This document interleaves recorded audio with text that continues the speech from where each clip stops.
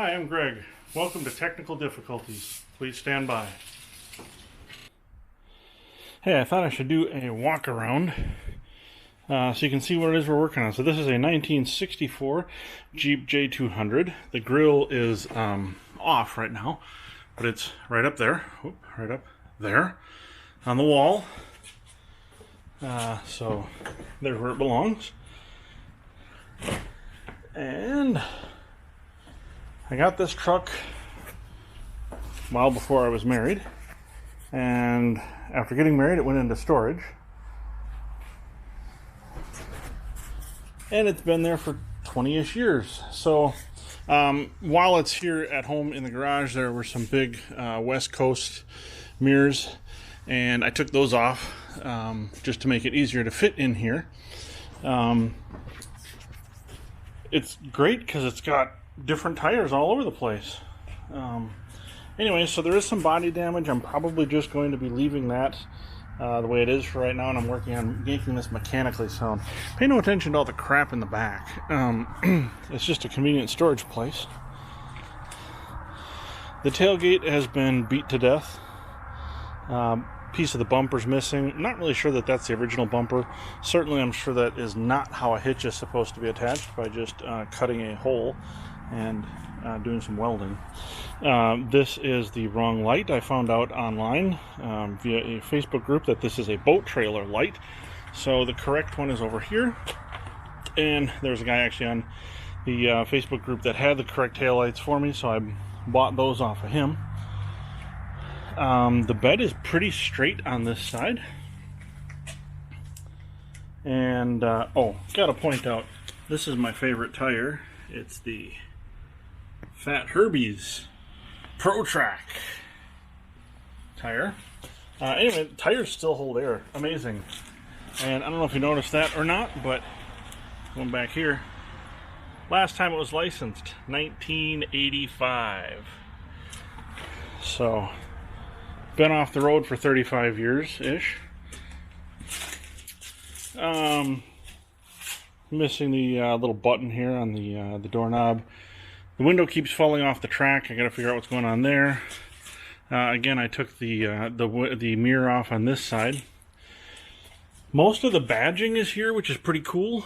I am missing JEE of Jeep here, so it's just P, but it spins upside down and it's a D, so somehow that's maybe better. I don't know. This basically looks like it's been kind of gobbled down by the Cookie Monster.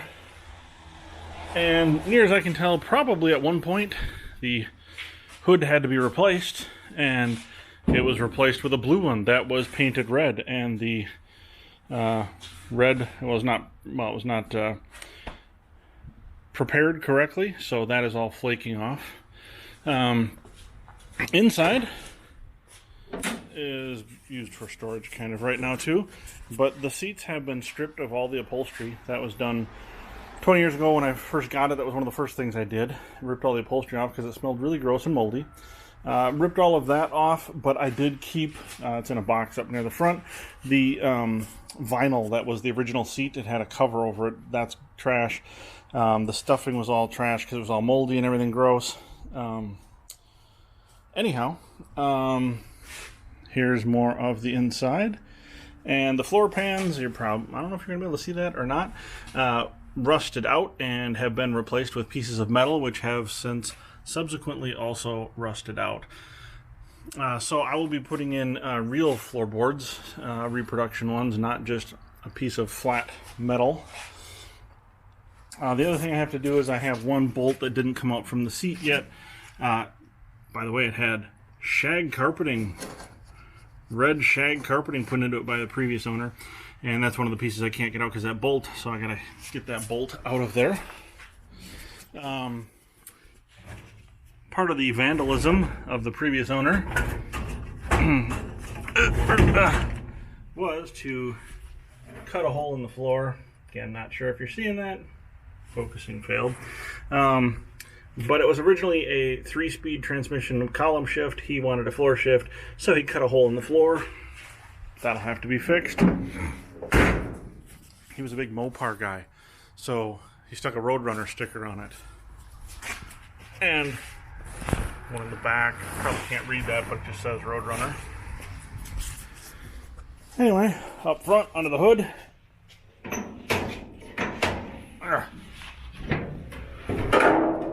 He replaced the stock engine with a Chrysler 318. That is going to be on its way out. So, interesting story.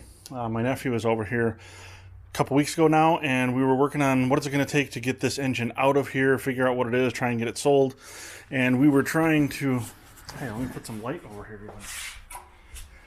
We were trying to find out the serial number and stuff.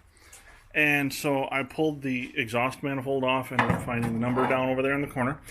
But anyway, the transmission is gone right now, because not only did he switch it to a floor shift transmission, then he promptly lost that transmission. Brought it to have some work done and never picked it up, so it was gone.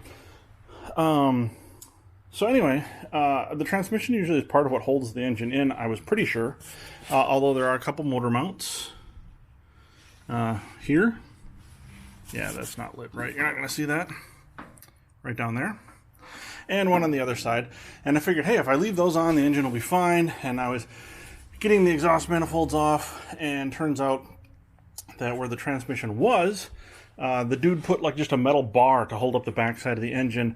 And when the exhaust, I was under there and cut that off, cut the pipe off, it moved that bar, and the engine nearly fell out of the vehicle on top of me. Well, I wasn't quite underneath it, but nonetheless, it was not on video, much to the chagrin of people I've told, but I said, you know, if it had been on video, it would not have been very exciting. You would have seen the engine shift accompanied by the sound of me pooping my pants. So, really wouldn't have been that interesting, but I did pick up a plate that bolts in place of the carburetor, allegedly, and gives a place then to hook onto to hoist this out. So, I will be getting rid of that. There's a dude who's a Mopar parts dealer dude, and he's supposed to be getting a hold of me next week. I will yank that out and get that going. Meanwhile, what I'm finding is that there's a lot of waiting for stuff, parts, things like that.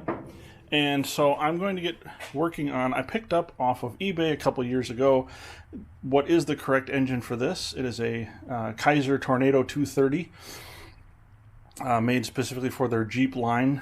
You can see the Jeep stamped in there, Tornado. And so I'm going to be working on this. I have the fuel pump off and am in the process of rebuilding that. I have the carb off, and I'm going to rebuild that. And I'm going to pull the head, probably today, that's what I'm trying to do, and get that brought into a machine shop so that I can have hardened valve seats put in and then a valve job so I can run unleaded gas and don't have to add an additive or look for leaded gas. So this is where we are at today.